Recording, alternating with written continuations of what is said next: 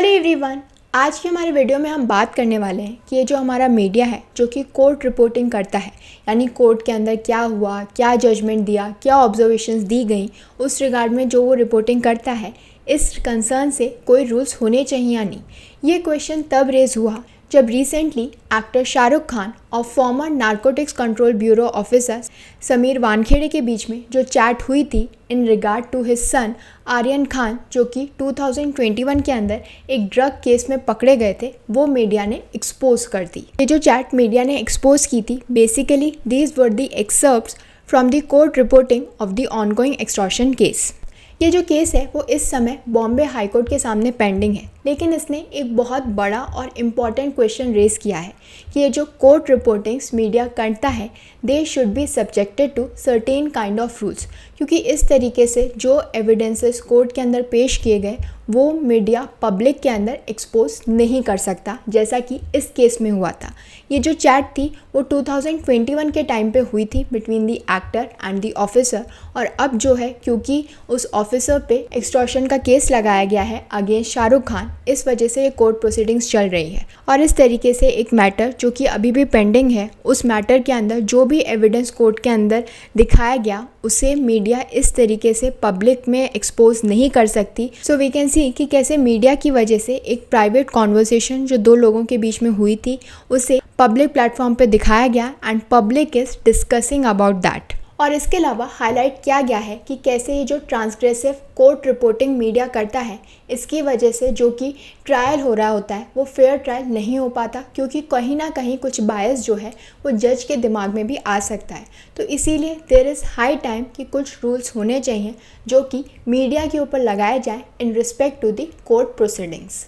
In fact present case के अंदर Bombay high court ने समीर वानखेड़े को ऑर्डर दिया है कि जब तक ये केस पेंडिंग है वो किसी भी तरीके का स्टेटमेंट मीडिया के अंदर नहीं दे सकते। लेकिन अब सवाल ये है कि अगर कोई भी रूल्स बनाए जाते हैं जो कि रिस्ट्रिक्ट करेंगे मीडिया की रिपोर्टिंग को, तो क्या इस तरीके के रूल्स जो हैं वो मीडिया का right to freedom of speech and expression ले रहे हैं?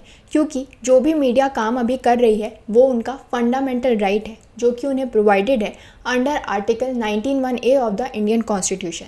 यानी हम सबके पास राइट है, right to freedom of speech and expression, और उसी राइट के तहत मीडिया को भी ये राइट है कि जो भी चीज़ें हो रही हैं इंडिया के अंदर, दुनिया के अंदर, उसके बारे में वो रिपोर्ट कर सकते हैं। तो क्या अगर रूल्स बनाए जाएंगे तो हम उनका जो ये राइट है, फंडामेंटल राइट है, उसे इन्फ्रिंज कर रहे हैं? इनफैक्ट सुप्रीम कोर्ट ने भी उनके इस राइट को एंडोर्स किया था under the percept of the promotion of full, fair and accurate reporting of court proceedings, और ये हेल्ड किया गया था in the case of Swapnil Tripathi versus supreme court of India. लेकिन एक चीज़ जो समझने वाली है वो ये है कि ये जो आर्टिकल 19(1)(a) है वो एब्सोल्यूट नहीं है। यानी ऐसा नहीं है कि आपके पास freedom of speech and expression है तो आप कुछ भी बोलते चले जाओगे। इसके ऊपर भी रेस्ट्रिक्शंस लगाए जा सकते हैं, और ये रेस्ट्रिक्शंस हमें अवेलेबल हैं अंडर आर्टिकल 19 सब क्लॉज 2। सो इसी आर्टिकल की मदद लेके जो गवर्नमेंट है वो रूल्स लगा सकती है मीडिया के ऊपर कि वो किस तरीके के जो इन्फॉर्मेशन है या कोई भी अगर पेंडिंग केस है उस रिगार्ड में वो कोर्ट रिपोर्टिंग नहीं कर सकते। फॉर एग्जाम्पल, अगर कोई भी ऐसा ऑफेंस है या कोई भी ऐसा केस है which is related to sexual offences, specially if it is related to child sexual abuse, तो जो कोर्ट है वो प्रोहिबिट कर सकता है मीडिया को कि वो किसी भी तरीके की जो सेंसिटिव इन्फॉर्मेशन है वो पब्लिक के सामने नहीं ला सकते। They are strictly prohibited from doing such things. या फिर उन केसेस में जहाँ पर इन कैमरा प्रोसीडिंग्स होती हैं, यानी जो प्रोसीडिंग्स हैं they are not open to the public, so in such cases no information can be shared outside the court room. और ऐसा ही कुछ हुआ था in the case of Romila Thapar versus Union of India. इस केस के अंदर सुप्रीम कोर्ट ने डायरेक्ट किया था लॉ एनफोर्समेंट अथॉरिटीज़ को कि वो रिवील ना करें कोई भी डिटेल अबाउट द पार्टीज़ जो कि इन्वॉल्व हैं until the trial is complete। लेकिन इसका मतलब ये था कि इस केस के अलावा और अगर कोई भी प्रोसीडिंग्स है या केस है उसके बारे में मीडिया जो है वो फ्रीली रिपोर्ट कर सकती है। तो until and unless कोर्ट जो है वो ऑर्डर दे मीडिया को कि ये जो केस पेंडिंग है या फिर ये जो पर्टिकुलर केस है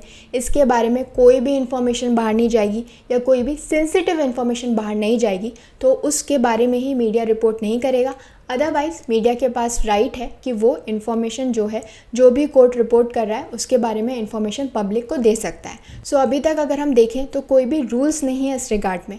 अगर कोर्ट जो है वो स्पेसिफिकली किसी केस के अंदर मीडिया को कुछ ऑर्डर देता है कि इन्फॉर्मेशन जो है वो ना दी जाए, या फिर इस केस के रिगार्ड में कोई भी सेंसिटिव इन्फॉर्मेशन बाहर नहीं दी जाए, तो वो फॉलो करेगा। अदरवाइज़ मीडिया के पास पावर है, राइट है कि वो इन्फॉर्मेशन को या जो भी कोर्ट प्रोसीडिंग है उस रिगार्ड में कोई भी इन्फॉर्मेशन पब्लिक के अंदर जो है वो दे सकता है। सो अब हम समझ लेते हैं कि वो कौन सी इन्फॉर्मेशन होती है जिसके बारे में मीडिया रिपोर्ट कर सकता है, उसे रिस्ट्रिक्ट नहीं किया जाएगा। सो ऐसा कोई भी मटेरियल या फिर कॉन्वर्सेशन जो कि कोर्ट के अंदर क्वालिफाई करता है as public documents according to section 74 of the Indian Evidence Act. इसका मतलब ये है कि जो जनरल पब्लिक है they have the right to access such information. तो उस केस में इस तरीके की जो इन्फॉर्मेशन है उसके बारे में मीडिया जो है वो रिपोर्ट कर सकता है विदाउट एनी प्रोहिबिशन। तो इसका मतलब ये है कि ये राइट है और ड्यूटी है मीडिया की इस तरीके की इन्फॉर्मेशन के बारे में रिपोर्ट करना। और इसके अलावा वन नॉर्म जिसके बारे में हम सबको पता होना चाहिए, इट इज़ दी ट्रांसपेरेंसी।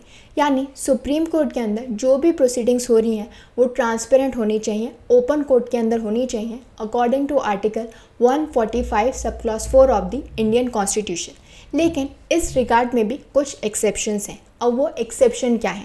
जैसे वो केसेस जहाँ पे already there is a statutory embargo और an injunction from reporting. For example जो पॉक्सो और रेप केसेस होते हैं उस रिगार्ड में जो मीडिया रिपोर्टिंग है और स्पेसिफिक एस्पेक्ट्स वो अलाउड नहीं है। दो ऐसी कोई भी ओवर आर्किंग लिस्ट नहीं है of the type of cases और कैटेगरीज या फिर जो इन्फॉर्मेशन है जिसके बारे में मीडिया रिपोर्ट नहीं कर सकता। लेकिन टाइम टू टाइम कोर्ट ने कई बार रिस्ट्रिक्ट की है मीडिया रिपोर्टिंग को अगर वो थ्रेटन करती है या फिर इंटरफेयर करती है with the administration of justice, या फिर जियोपार्डाइज करती है the right to life of the concern parties और the right to a fair trial of the accused. So अब हम समझ लेते हैं कि अगर किसी भी तरीके की अनऑथराइज रिपोर्टिंग होती है तो उस केस में क्या होता है।